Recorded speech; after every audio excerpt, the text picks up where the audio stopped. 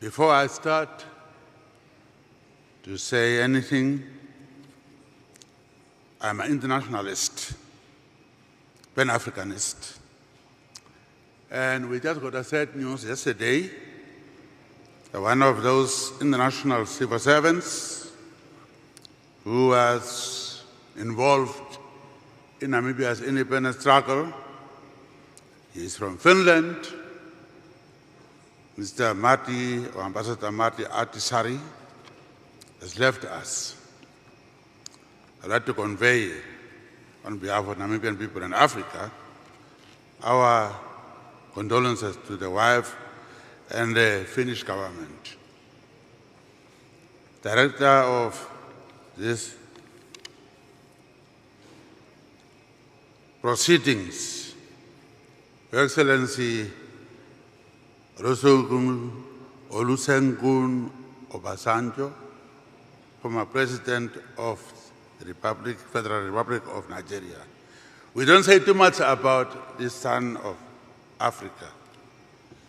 Former President of big country, Nigeria, he always runs around wherever Africa is being discussed, not for money, he has enough of that, but commitment to African causes. Alone, because he's not afraid of anybody because he didn't commit crime. So therefore he can walk around alone. So I would like to recognize your commitment to African causes. The chairman who invited us to be here of Africa Energy Chamber, Mr. Ayuk, honorable ministers, representatives of the Afreximbank, leaders of industries, ladies and gentlemen. I wanted to just say something that there was a contradiction in Namibian approach. We were after gas, we thought we were going to get gas, good gas, and excited. And after South Africa didn't come to take it, it got stalled. Then we were excited about oil exploration by Brazilians and others, and they got a baby somewhere, but couldn't find the mother. Again, that was dashed, that hope, dashed. Then people came to talk about, now we have to move on now to new energy source, green energy, green hydrogen. So we jumped on that. As we were excited about that, trying to convince people we are now going to green energy. That's what the future is. And then bang, we got oil now. So what do you do now? So we have to justify that. And I'm telling you, there is no contradiction by having oil and also thinking of the green hydrogen. So we'll pursue these efforts concurrently. So access to reliable and when in Namibia, we have the freest press, we say, and they can quote you. Now, why do we as politicians read? It's to try to be saying, I didn't say that, when they are going to misquote you. So, access to reliable and quality energy supply is the lifeblood in the economic development of any country. Energy drives industrialization. Energy boosts productivity and economic growth. Energy spurs human development. And it is crucial for us to reach the goals of Agenda 2063, the Africa we want, and the United Nations Sustainable Development Goals. I'm therefore pleased to have been invited to speak at this auspicious occasion of the Africa Energy Week, convening under the theme, quote unquote, the African Energy Renaissance, prioritizing energy poverty, people, planet, industrialization, and free markets. I don't know about that last one, but indeed, you crafted a theme that does not only speak to a full appreciation of the energy deficits we face in Africa, but more importantly, you have taken an optimistic outlook by challenging us to look at the conversation of this week through the prism of an energy renaissance in Africa. Yes, we are experiencing a renaissance in renewable and non-renewable energy sources on our continent, which will permit us to arrest the challenges of poverty, the protection of our planet, and the industrialization of Africa.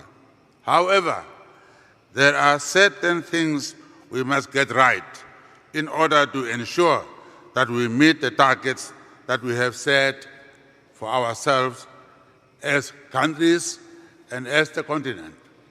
Therefore, convening of our policymakers and captains of industry on this scale during the Africa Energy Week here in Africa is a step in the right direction, as it facilitates unique platforms to dissect, learn, and unlearn, while also drawing from the experiences of our counterparts for the betterment of our countries and the continent. For the African energy renaissance to be meaningful, Africa should be permitted to explore and exploit its natural endowments for the prosperity of the continent, not always taking raw materials to Europe. It must be for the benefit of African people. If that is the case, ladies and gentlemen, Namibia is a country that is governed through transparent processes, systems, and institutions that facilitate investment and development. For that reason, Namibia is currently a hotbed for hydrocarbon prospecting, with a share of 13% of all offshore rigs operating in Africa. Since 1974, Namibia has witnessed more than 36 wells being drilled, and today Namibia is clearly at the cusp of bringing a globally significant hydrocarbon industry. It is an opportunity that is impossible to pass up. In 2022, Shell and Total announced major oil discoveries off our shores that, if diligently developed, could result in light crude oil reserves estimated at 3 billion barrels. As part of the drive to decarbonize its European refineries, in October 2023, Total Energies issued a call for tenders for the supply of 500,000 tons per year of green hydrogen. In 2022, Shell announced its final investment decision to build Europe's largest renewable hydrogen plant, which is expected to produce up to 60,000 kilograms of renewable hydrogen per day, and will operationalize it in 2025. Multinational oil and energy companies operating in Africa need to demonstrate the same leadership in driving the transition to cleaner energy. Therefore, as oil majors announce major discoveries on our continent, we look forward to announcements in corresponding commitments to build clean and sustainable industrial complexes on the African continent. Doing so is essential to not only respect Mother Nature's thresholds for bearing our unsustainable consumptive vices, but also to ensure that our natural resources are developed in a manner that maximizes benefits for the African continent. How long can we say that? From this morning on, Africans are saying development must benefit Africa, not outside. So we welcome you, but benefits that accrue from these resources must benefit Africa. Affordable energy for all Africans is an immediate and absolute priority. African countries have been working to ensure that our countries have access to energy to industrialize, to grow our economies, and become dealers of hope for the largest demographic on the continent, our youth.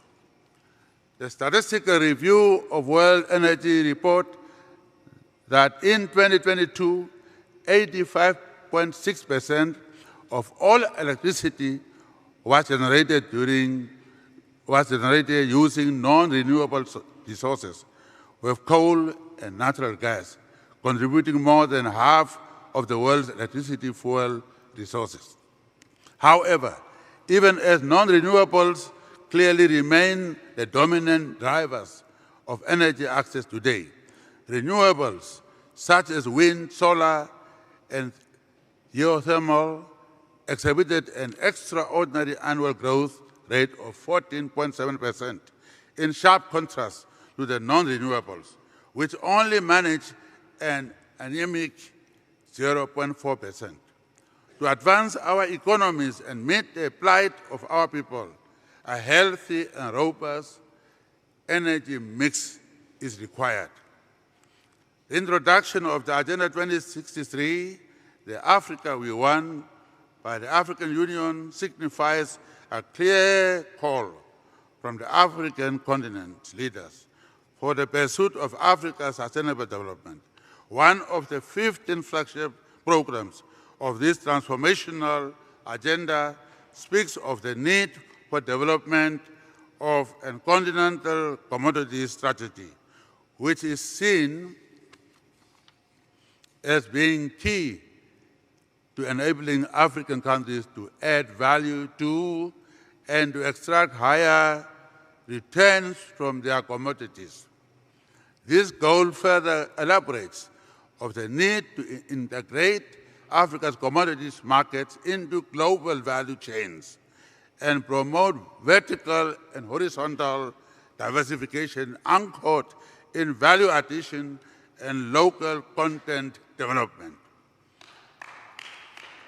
The aim is, when I was campaigning politically, I said, either you clap or don't clap. The aim is to transform Africa from simply being a raw materials supplier for the rest of the world to a continent that actively uses its own resources, including energy, to ensure that economic development of Africans is guaranteed.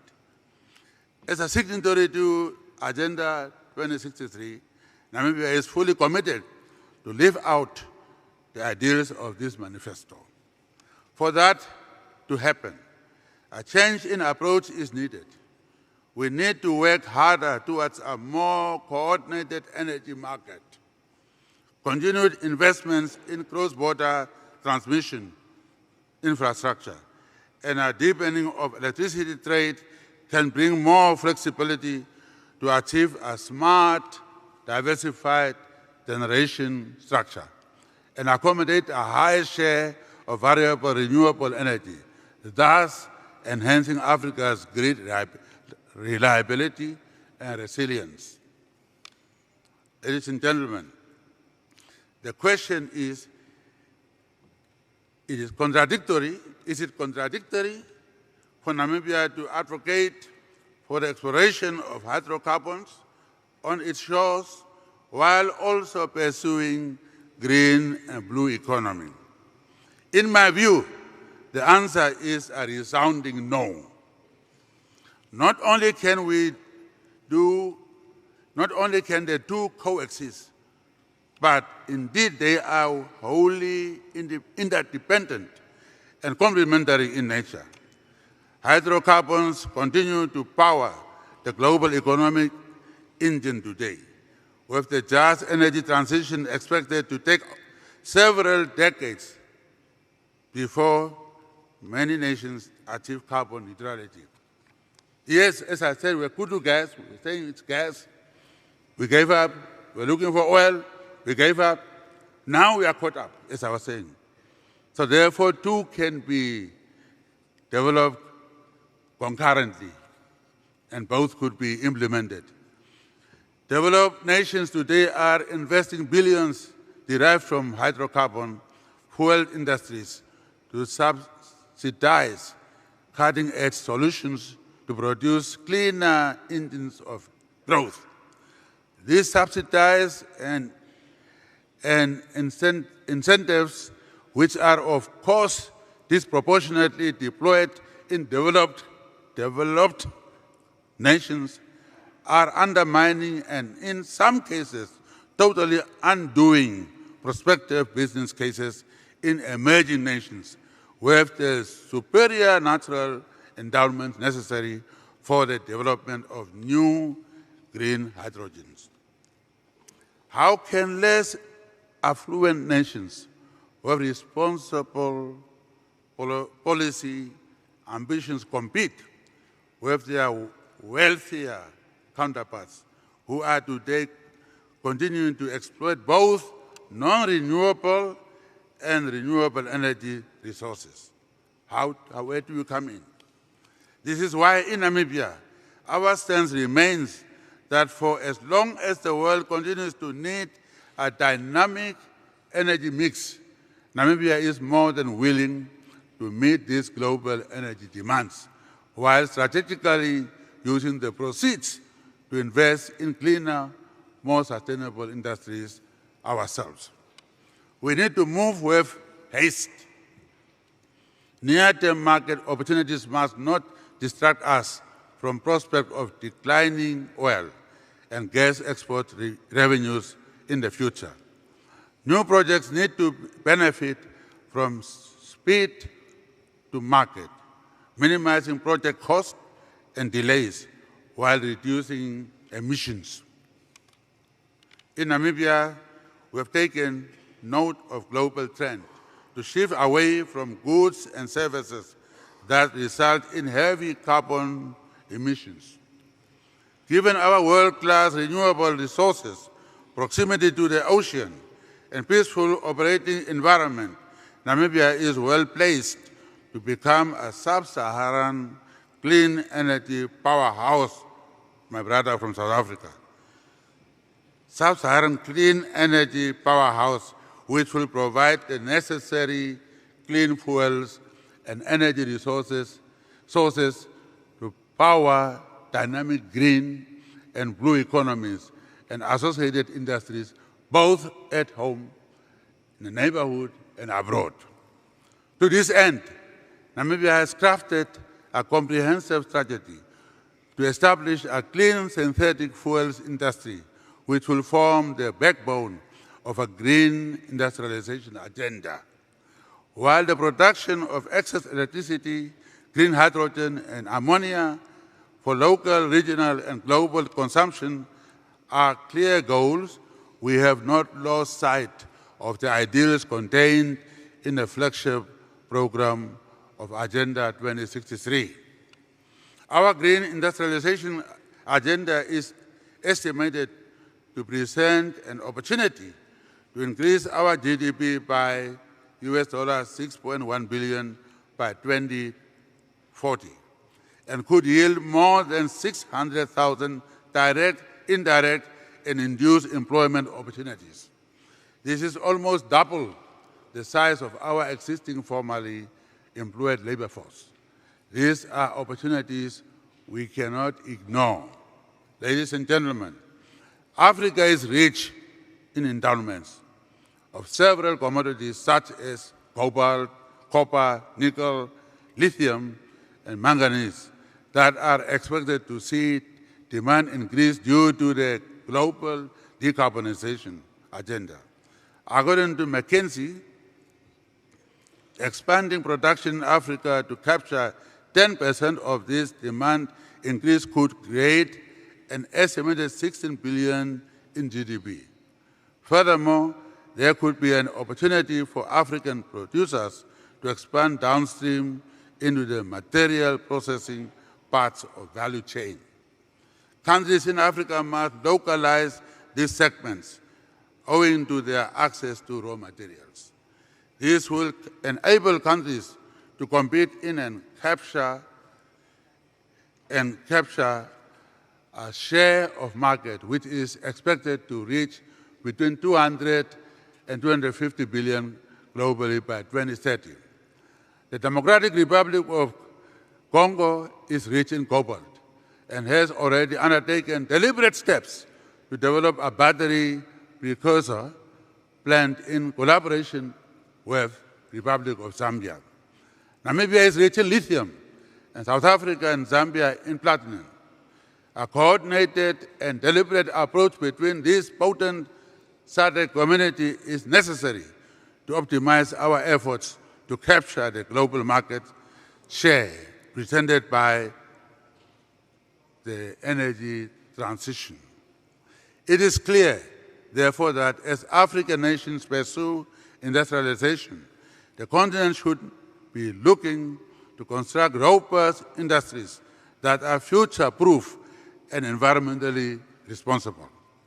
The late President, as I'm concluding, the late President of the United Republic of Tanzania, Mwalimu Julius Nyerere, a key figure in the development of Tanzania and the political emancipation of this region once said, and I quote, "Unity will not make us rich, but it can make it difficult for Africa and African peoples to be disregarded and humiliated," unquote.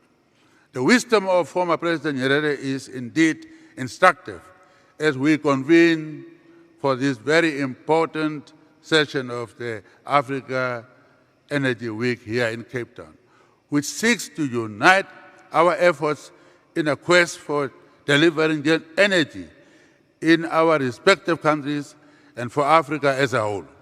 We need to write complementary policies and legislation, invest alongside one another in regional infrastructure, and share research and development and rethink the utility and definition of our borders.